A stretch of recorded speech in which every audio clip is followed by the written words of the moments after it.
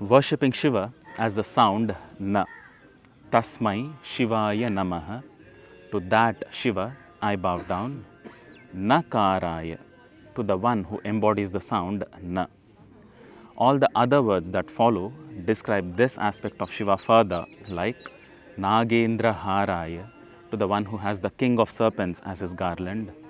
tri-lOchanAya, to the one who has 3 eyes. You can find all the other word meanings in the description below. But before you go there, putting these words back in their original sequence, we have the shloka.